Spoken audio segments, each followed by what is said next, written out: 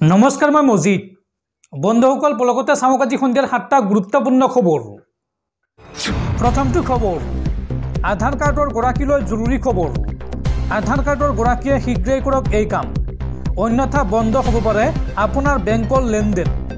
এই সন্দৰ্ভত জাৰি কৰা হৈছে জৰুৰী নিৰ্দেশনা।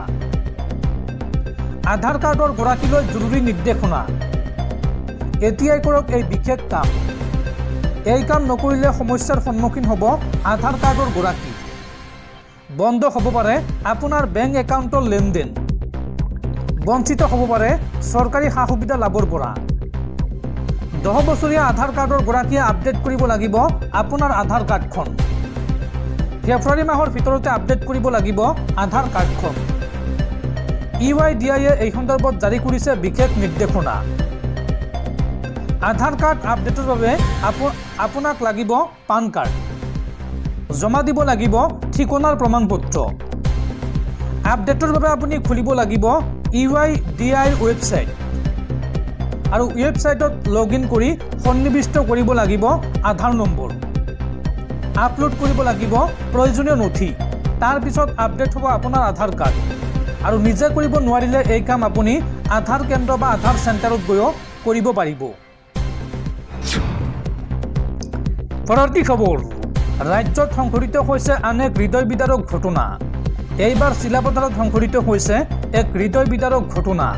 প্ৰেমিকৰ সৈতে প্ৰেমিকাই পলাই গৈ থকা অৱস্থাত বাইক দুৰ্ঘটনাত মৃত্যু হৈছে যুৱতীগৰাকীৰ। আৰু মৃত্যু হোৱা যুৱতীগৰাকীৰ নাম হৈছে জানমণি মেদক। শচীন দলৰ সৈতে জানমণিৰ আছিল দীৰ্ঘদিনীয়া প্ৰেমৰ সম্পৰ্ক।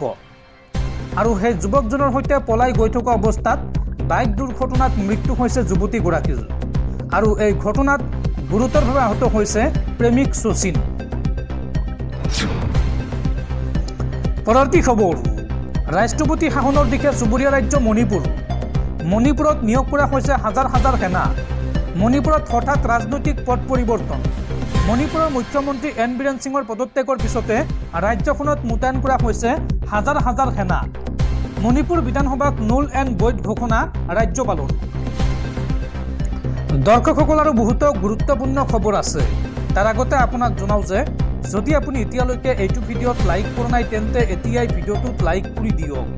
আৰু এনেকুৱা ধৰণৰ ভিডিঅ'সমূহ নিতৌ চাবলৈ চেনেলটো ছাবস্ক্ৰাইব কৰি কাষত থকা বেলাইকনটো প্ৰেছ কৰি ৰাখক। পৰৱৰ্তী খবৰ ৰাজ্যবাসীলৈ ভাল খবৰ। ৰাজ্যৰ লাখ লাখ মহিলাৰ বেংক একাউণ্টত সোমাইছে চৰকাৰী ধন। এতিয়াই পৰীক্ষা কৰক আপোনাৰ বেংক একাউণ্ট। আৰু যদিহে এতিয়ালৈকে আপোনাৰ একাউণ্টত ধন সোমোৱা নাই তেন্তে এই বিশেষ নম্বৰটোত আপুনি ফোন কৰক। আপুনি ফোন কৰাৰ 5 মিনিটৰ ভিতৰত আপোনাৰ একাউণ্টত সোমাব টকা। এই সন্দৰ্ভত চৰকাৰে মুকলি কৰিছে এটা বিশেষ ফোন নম্বৰ। অৰুণোদয় আঁচনি, বৃদ্ধ পেঞ্চন, দিব্যাংগ বিধৱা পেঞ্চনৰ ধন সোমালনে আপোনাৰ একাউণ্টত? কোনো হিতাধিকাৰীয়ে যদি এতিয়ালৈকে লাভ কৰা নাই ধন তেন্তে ক'ত কৰিব অভিযোগ চাওঁ আহক। চৰকাৰে এইসমূহ আঁচনিৰ বাবে প্ৰতিমাহে ব্যয় কৰিছে 387 কোটিতকৈও অধিক টকা। আৰু চৰকাৰে এই সন্দৰ্ভত মুকলি কৰিছে বিশেষ হেল্পলাইন নম্বৰ। লিখি লওক এই হেল্পলাইন নম্বৰটো হৈছে 036122370054। এই নম্বৰত এটা ফোন কৰোঁতে আপুনি লাভ কৰিব চৰকাৰী ধন। নতুনকৈ অৰুণোদয় আঁচনি লাভ কৰা হিতাধিকাৰী একাউণ্টতো জমা হ'ব ধন। প্ৰতিগৰাকী হিতাধিকাৰী একাউণ্টত ধন জমা হোৱাটো নিশ্চিত কৰিছে চৰকাৰে। বৃদ্ধ পেঞ্চন লাভ কৰা হিতাধিকাৰী একাউণ্টতো জমা হৈছে ধন। আৰু যিসকলৰ হোৱা নাই তেওঁলোকৰ একাউণ্টতো অতি শীঘ্ৰে জমা হ'ব ধন। লগতে দিব্যাংগ আঁচনিৰ ধনো আজি জমা হ'ব বেংক একাউণ্টত। আৰু যদিহে এতিয়ালৈকে সোমোৱা নাই তেন্তে আপুনি এই নম্বৰটোত ফোন কৰি অভিযোগ দিয়ক। আৰু তাৰ পিছতে 5 মিনিটৰ ভিতৰত আপোনাৰ একাউণ্টত জমা হ'ব ধন। উল্লেখযোগ্য যে DBT যোগে হিতাধিকাৰীয়ে আজি লাভ কৰিছে এই ধনসমূহ।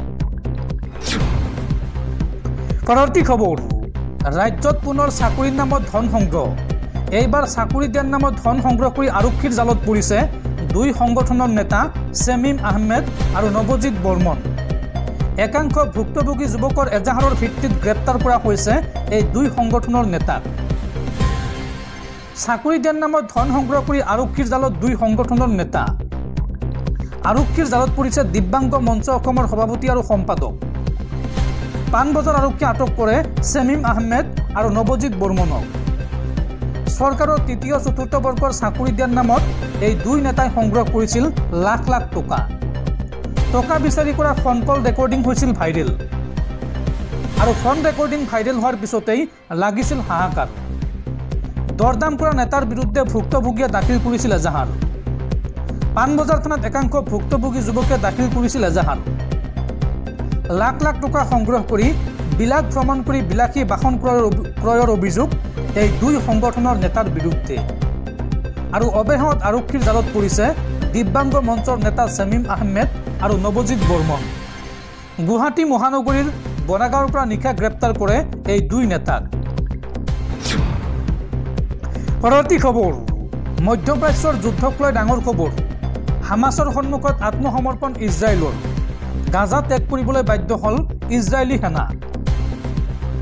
হামাছৰ সন্মুখত আত্মসমৰ্পণ ইজৰাইলৰ। গাজা ত্যাগ কৰিবলৈ বাধ্য হ'ল ইজৰাইলী সেনা। ইজৰাইলী সেনাৰ প্ৰত্যাৱৰ্তন সন্দৰ্ভত হামাছৰ প্ৰতিক্ৰিয়া। হামাছৰ সন্মুখত সেৱা মানিবলৈ বাধ্য হৈছে ইজৰাইল। ইজৰাইলী সেনাই আত্মসমৰ্পণ কৰিলে বুলি প্ৰতিক্ৰিয়া হামাছৰ। হামাছে ইজৰাইলী সেনাক নতশিৰ হ'বলৈ বাধ্য কৰাইছে। যুদ্ধবিৰতি চুক্তি অনুসৰি গাজা ত্যাগ কৰিলে ইজৰাইলী সেনাই। গাজাৰ নেটৰাজিম কৰিডৰেৰে সেনাসকল উভতিছে ইজৰাইললৈ। আৰু যুদ্ধবিৰতি চুক্তি অনুসৰি বন্দীসকলক মুকলি কৰিছে হামাছে। একেদৰে ইজৰাইলক মুকলি কৰিছে বন্দী হৈ থকা পেলেষ্টাইনী নাগৰিকক। আৰু ইজৰাইলী সেনাৰ প্ৰত্যাৱৰ্তনৰ পিছতে পেলেষ্টাইনীৰ স্বস্তিৰ নিশ্বাস। পৰৱৰ্তী খবৰ, শিক্ষকসকলৰ বাবে জৰুৰী খবৰ। এতিয়াৰ পৰা শ্ৰেণীকোঠাত শিক্ষকসকলে মোবাইল ফোন ব্যৱহাৰ কৰিব নোৱাৰিব। এতিয়াৰ পৰা শ্ৰেণীকোঠাত শিক্ষকে মোবাইল নিব নোৱাৰিব, অন্যথা পৰিব বিপদত। এই সন্দৰ্ভত কঠোৰ নিৰ্দেশনা জিলা শিক্ষা বিষয়াৰ। এতিয়াৰ পৰা শ্ৰেণীকোঠালৈ শিক্ষকে নিব নোৱাৰিব মোবাইল ফোন। বিদ্যালয় পৰিদৰ্শকে এই সন্দৰ্ভত জাৰি কৰিলে কঠোৰ নিষেধাজ্ঞা। শিৱসাগৰৰ প্ৰতিখন বিদ্যালয়লৈ এই নিৰ্দেশনা দিয়া হৈছে। শৈক্ষিক বিষয়ৰ প্ৰয়োজনতহে মোবাইল ফোন ব্যৱহাৰ কৰিব পাৰিব শিক্ষকসকলে। ব্যৱহাৰ কৰিবলগীয়া হ'লেও ল'ব লাগিব প্ৰয়োজনীয় অনুমতি। শিৱসাগৰৰ বিদ্যালয়সমূহৰ পৰিদৰ্শক দেৱজ্যোতি গগৈয়ে জাৰি কৰিছে এই নিৰ্দেশনা। পৰৱৰ্তী খবৰ, কংগ্ৰেছ নেতা ৰাহুল গান্ধীক হিন্দু ধৰ্মৰ পৰা বিতাড়ন কৰাৰ প্ৰস্তাৱ। শংকৰাচাৰ্য অভিমুক্তেশ্বৰানন্দ সৰস্বতী ধৰ্ম সংসদত প্ৰস্তাৱ গৃহীত। ৰাহুল গান্ধীৰ বিৰুদ্ধে হিন্দু ধৰ্ম সন্দৰ্ভত বিতৰ্কিত মন্তব্যৰ অভিযোগ। ৰাহুল গান্ধীৰ বিতৰ্কিত মন্তব্য সামাজিক মাধ্যমত আপলোড কৰি শংকৰাচাৰ্যৰ সমালোচনা। পৰৱৰ্তী খবৰ, দেশত সংঘটিত হৈছে আন এক হৃদয় বিদাৰক ঘটনা। পুখুৰীত পৰি একেটা পৰিয়ালৰ 5 সদস্যৰ কৰুণ মৃত্যু। পৰিয়ালৰ এজন ব্যক্তিক উদ্ধাৰৰ বাবে নামি মৃত্যুক আঁকোৱালি ল'লে 5জনকৈ সদস্যই। একেটা পৰিয়ালৰ 5জন সদস্যৰ সৈতে শোকাবহ ঘটনা। পুখুৰীৰ পানীত পৰি কৰুণ মৃত্যু একেটা পৰিয়ালৰ 5জন সদস্যৰ। পৰিয়ালৰ এজন সদস্যক উদ্ধাৰৰ বাবে নামিছিল পুখুৰীটোত বাকী কেইজন সদস্যই। আৰু উদ্ধাৰত ব্যৰ্থ হোৱাত অন্য কেইজন সদস্যও নামিছিল পুখুৰীত। ব্যক্তিজনক উদ্ধাৰৰ চেষ্টা কৰোঁতেই কেউজন উঠি যায় পানীত। গুজৰাটৰ পাটনত সংঘটিত হৈছে এই শোকাবহ ঘটনা।